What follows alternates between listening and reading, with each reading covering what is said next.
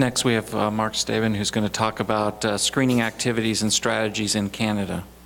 Good morning. I'm very happy to talk about screening strategies in Canada, but mostly about the dramatic changes around cervical cancer screening in Canada. So potential conflict of interest, those in red are mine, particularly my company and myself, and most of them are through the Public Health Institute or through the organization of HPV 2010 in Montreal.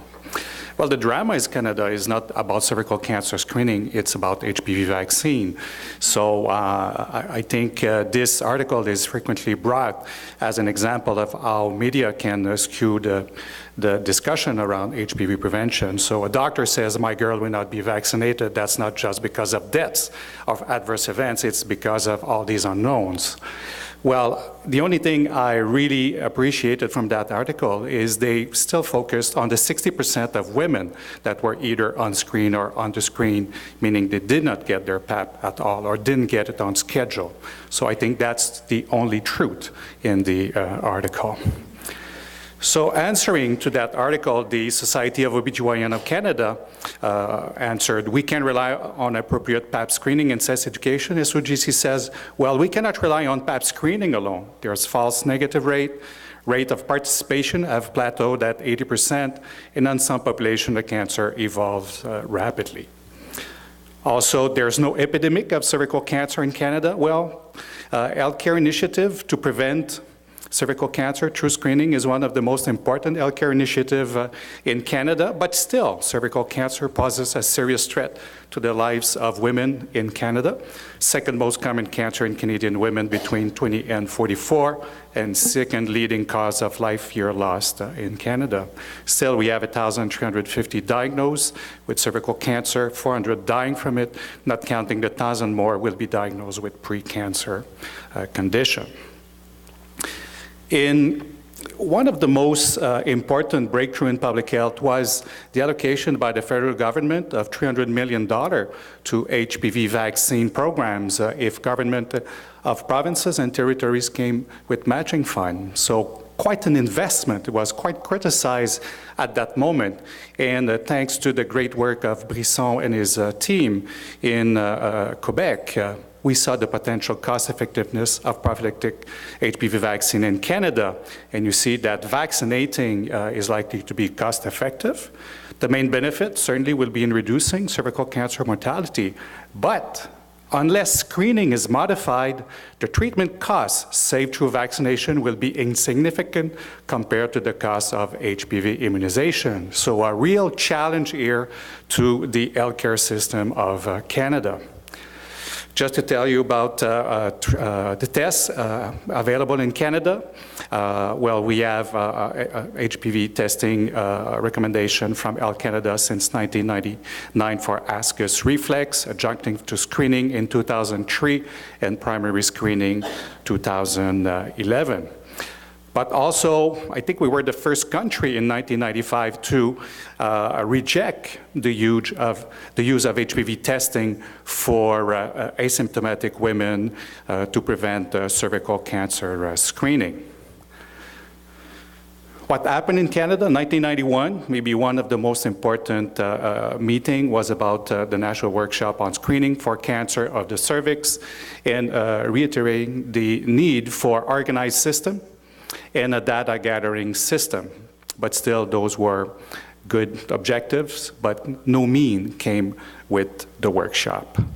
In 2003, another important meeting, the Pan-Canadian Forum on Cervical Cancer Prevention and Control, again talking about the importance of an organized screening program, combined cytology and HPV testing in primary screening for 30 to 69 years of age, evaluation of HPV testing alone in primary screening, HPV testing for triage of the ascus, and a nationally led and facilitated effort to establish a national consensus management algorithm. And again, very good objectives, no means, so no evolution in the prevention.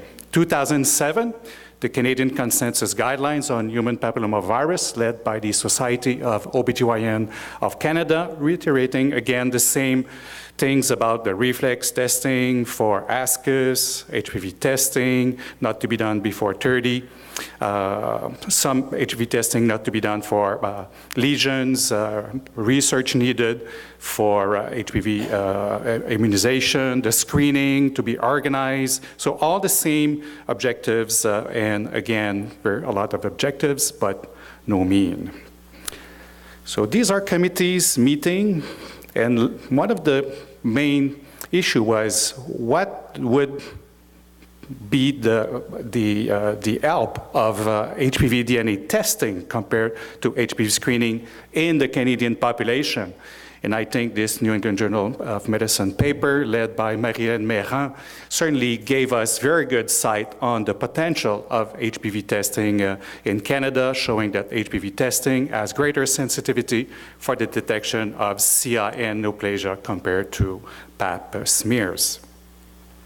Other studies ongoing in Canada, the HPV Foco study by the BC Cancer Agency. There will be some poster and presentation here by Gina Ogilvie. So in collaboration with about 150 providers in Vancouver and Victoria to find out if tests for HPV alone can end cervical cancer screening for women in BC. 25,000 BC women have consented to participate in the study, and results are slowly coming to our attention. But what about the organization of cervical cancer screening in Canada? Well, in Canada, Canada is a federation, so 1981 defines healthcare as a provincial jurisdiction. Still, National Consensus Conference helped to provide guidance to provinces and territories for clinical recommendation, but provinces and territories can have different recommendation. So, one country, 13 healthcare systems. So we can see for organized program, slowly provinces and territories have organized programs. Some have partially organized program, not all of them. So at different level, there's a push toward organized program.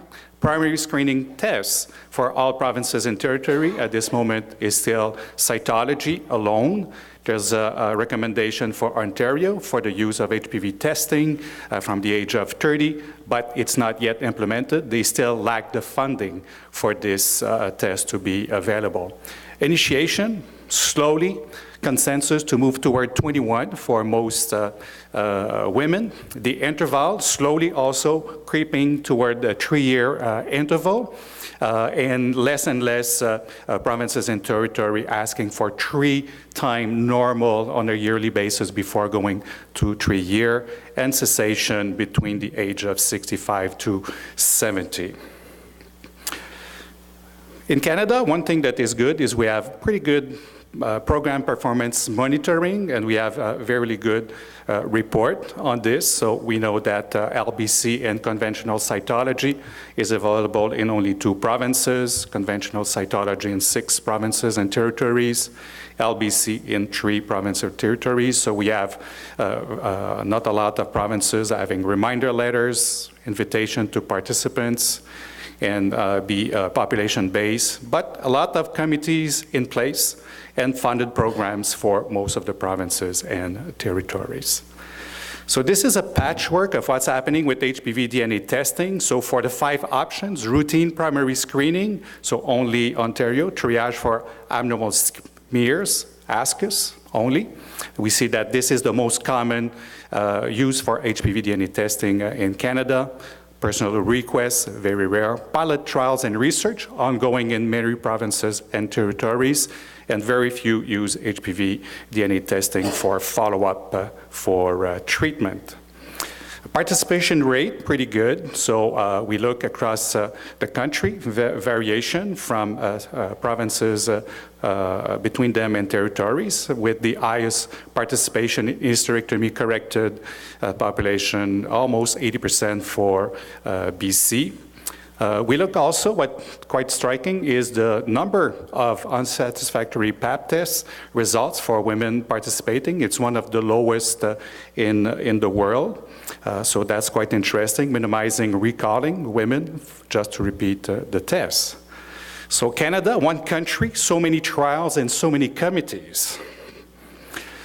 But I think things are turning. There's now the Canadian Partnership Against Cancer, and most of what I will be presenting is available on that website, so you can consult cancerview.ca.